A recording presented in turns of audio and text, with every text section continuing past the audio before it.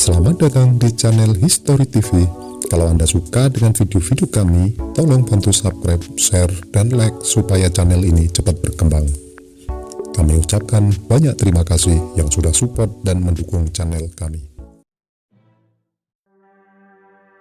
Sedangkan di Menes, pasukan pemberontak yang dipimpin oleh Haji Hasan telah berkumpul.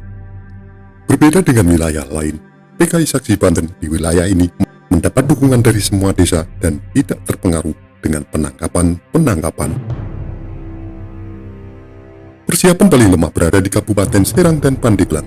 Hal ini terjadi karena hampir seluruh pemimpin PKI yang ada di wilayah itu telah tertangkap oleh polisi.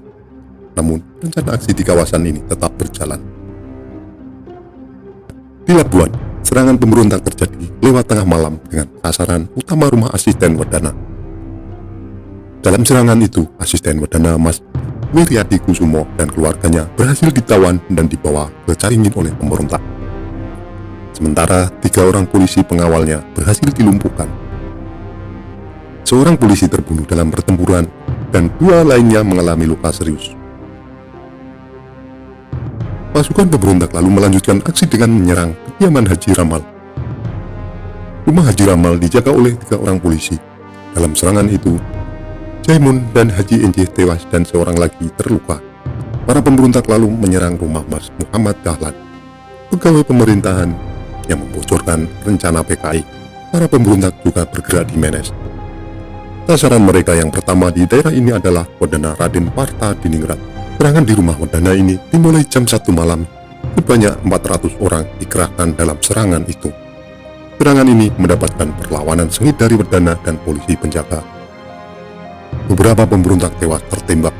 Begitupun dengan Parta Diningrat dan petugas polisi yang berjaga. Semuanya tewas dibunuh pemberontak. Selesai membereskan Parta Diningrat, para pemberontak menyerang rumah pengawas kereta api Banyamin. Dalam serangan itu, Benyamin dan 2 orang polisi penjaga tewas. Mayat Benyamin dikabarkan dipotong-potong lalu dibuang. Sedang di Caning, massa menyerang rumah asisten Wedana. Dalam serangan ini, asisten Wedana mengalami luka serius dan seorang polisi yang berjaga tewas dibunuh oleh para pemberontak. Setelah berhasil melumpuhkan kelompok sipil, pegawai pemerintahan, sasaran pemberontakan selanjutnya adalah pihak militer Belanda yang berada di Labuan. Serangan ini rencananya dilakukan pada 14 November 1926, namun gagal. Saat akan dilakukan penyerangan, para pemberontak bertemu Brigade Belanda dan terjadi pertempuran. Dalam pertempuran itu, massa pemberontak berhasil dipukul mundur. Pertempuran dengan militer Belanda itu berlangsung sore hari. Malamnya, massa pemberontak kembali menyusun kekuatan hendak menyerang balik pos militer Belanda.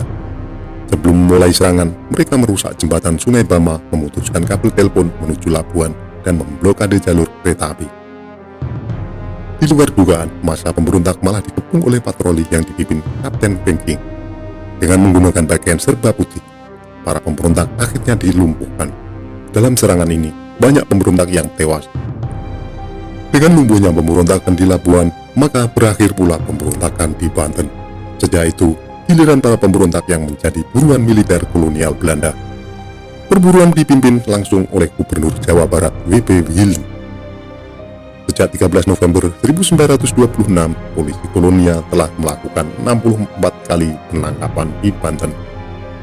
Dalam periode 13 November sampai 8 Desember 1926, tercatat ada 916 orang yang berhasil ditangkap.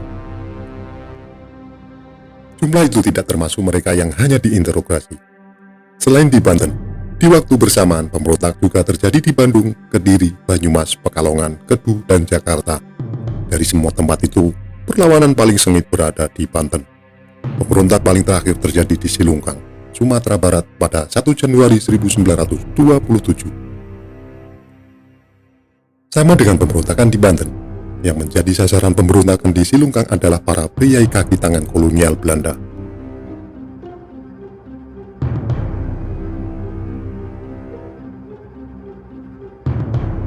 Jika di Banten para pemberontak menggunakan pakaian putih, di Silungkang para pemberontak memakai seragam selempang merah. Senjata yang digunakan juga lebih lengkap dari yang di Banten. Para pemberontak di Silungkang juga berhasil menarik sejumlah anggota militer garnizon Sawah Lunto ke dalam barisan mereka memimpin pemberontakan. Hal ini menunjukkan bahwa pemberontakan di Silungkang lebih matang. Bersambung, nantikan video selanjutnya. Apabila ada kesalahan dalam kami menyampaikan, mohon diluruskan dan mohon maaf. Terima kasih yang sudah nonton sampai selesai.